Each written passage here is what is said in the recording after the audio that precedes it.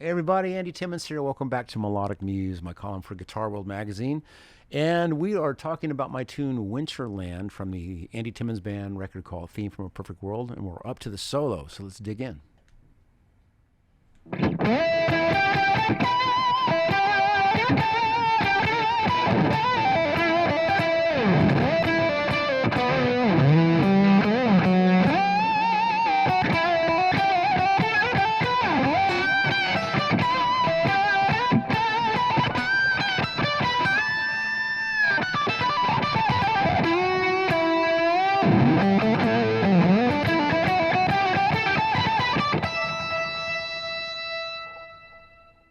So with any solo, we obviously want to make sure we know what the harmony is that's lying underneath, because that's going to really dictate, the specific note choices that I'm making along the way. And this one's very simple. It's classic E minor, D over F sharp to C major.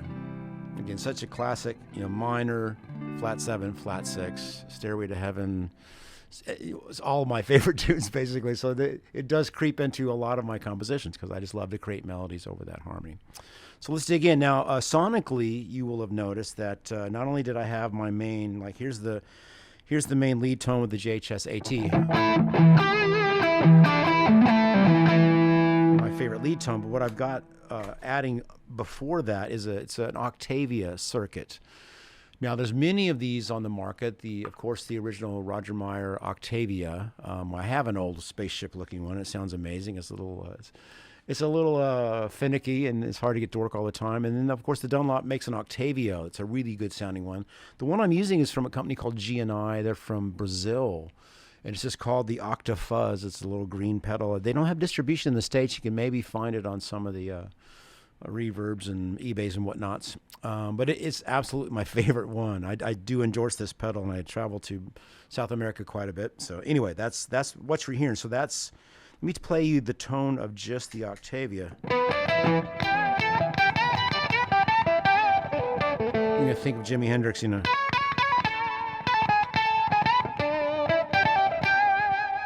It's a real ratty fuzz that adds an upper harmonic, but it's only really speaking well when you're on the neck pickup and 12th fret or above. And that could be set to a higher gain fuzz, but what sounds nice, it's just a little bit of that, and then you put the gain, the full-on gain after that, and it just takes off into the stratosphere.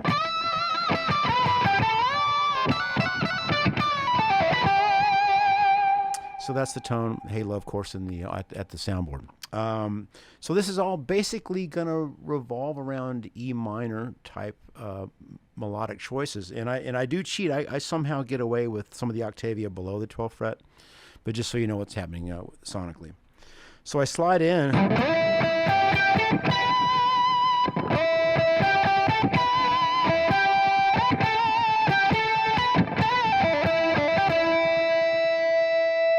Now, on its face, that's not a particularly brilliant melody, but it's the harmony that's doing the heavy lifting.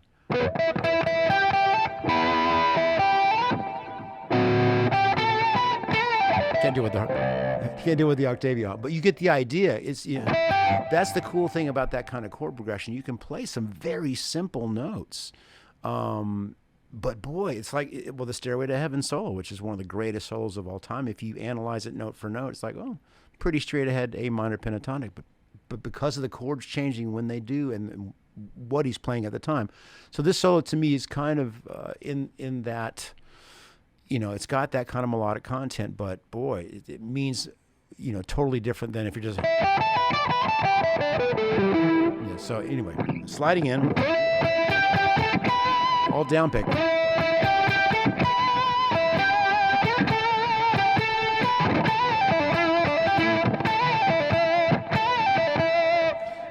And every now and then I'll catch myself. I recognize there's a Toto song on a record called Isolation, but it's a keyboard line. In my head, I know that's what I was hearing when I came up with that solo. So Steve Lukather or whichever Page was playing the keyboard at the time.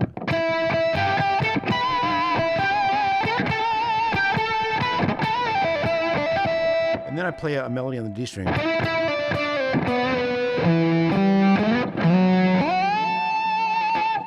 That's one of my favorite little melodies there, where I'm bending from that D, so it's bending from that B to the C. That's over the E minor. And then you can hear how ratty the tone's getting, like, because I'm not a 12th fret, but it still sounds cool. Now I'm resolving down to this F sharp on the D string. That's straight up E minor. Now that gets into a real emotional space there, where I played the third of that chord, but then I slide up and bend from the G to the D. And that leaps out that now that I'm in the sweet spot for the Octavia circuit, And if I hit it just right, well, I got my own chill bumps on that one.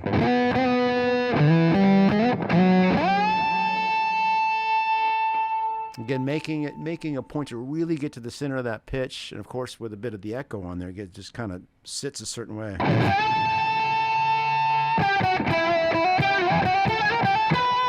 And that's over that C. Now I'm just building up, resolving to the tonic of the key, but because it's the third of that C,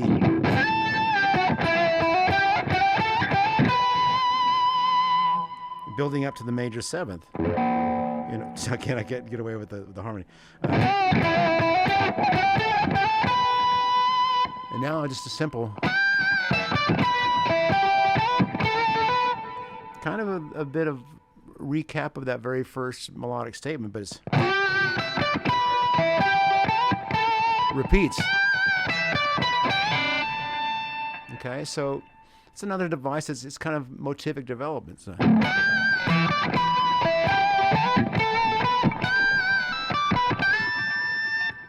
And dig that that first melodic statement. It's got that bend from the F sharp to the G, and then the way I'm releasing it, repeating, and that's kind of a bit of a peak of the solo where I'm bending from that G to A. And then falls down. It's kind of down to E minor 9.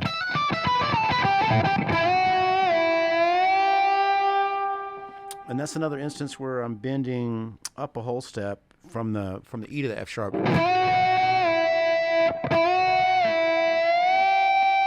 But then giving it another half step on top of that after I release it. I go bend up, release. Then all the way up from the E to the G. Then I set it up with a real grungy. And then it couldn't be more simple. It's a little ascending scalar thing, but to me, the most powerful thing, the way what Mitch Marine is doing on the drums, he's building on the toms and almost reminds me of Love Gun.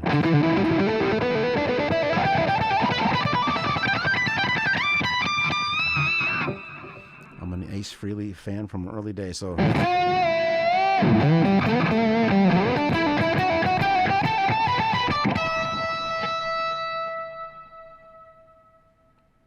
There it is.